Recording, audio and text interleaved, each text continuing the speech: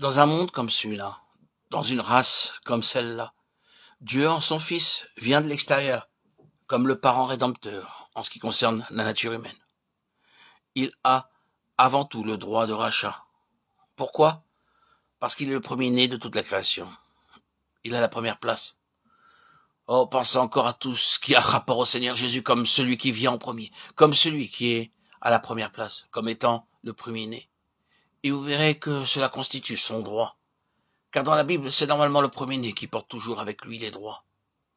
Voici Jésus, le Fils de l'homme, le premier parce que Dieu l'a désigné et l'a mis dans cette position. Il a le droit de rachat.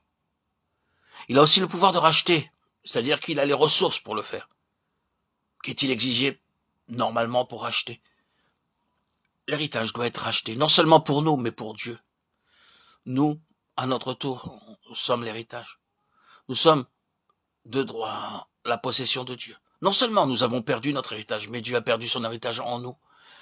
Ce qui pourrait nous satisfaire comme une restitution ne peut jamais satisfaire Dieu. Si Dieu doit recouvrer en nous l'héritage qu'il a perdu à cause du péché et de l'entêtement de l'homme, le rachat doit être, selon Dieu, quelque chose qui le satisfasse. Et Dieu ne peut être satisfait avec n'importe quoi. Ce doit être quelque chose qui réponde complètement à la propre nature de Dieu.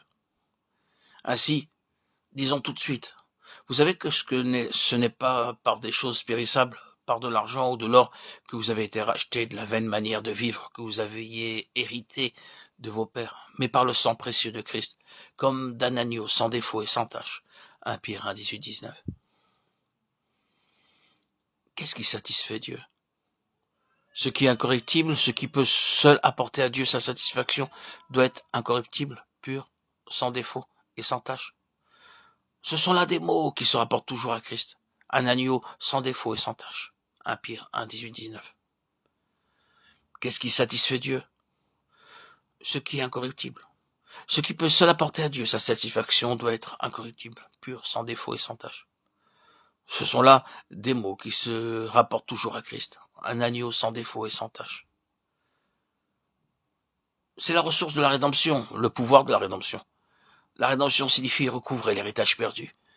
Il a racheté par son sang parce que ce sang représente sa vie, qui est une vie incorruptible, une vie sans péché, une vie qui satisfait entièrement un Dieu totalement juste et saint. C'est là le prix de la rédemption. Voir l'humanité du Seigneur Jésus dans son incorruptibilité, c'est voir son pouvoir puissant de racheter. Mettez de côté le Seigneur Jésus et vous aurez mis de côté tout le pouvoir de racheter, tout droit de rachat. Sans lui, il n'y a aucun espoir de rédemption. Nous ne pouvons être rachetés pour Dieu avec ces choses corruptibles comme l'argent et l'or.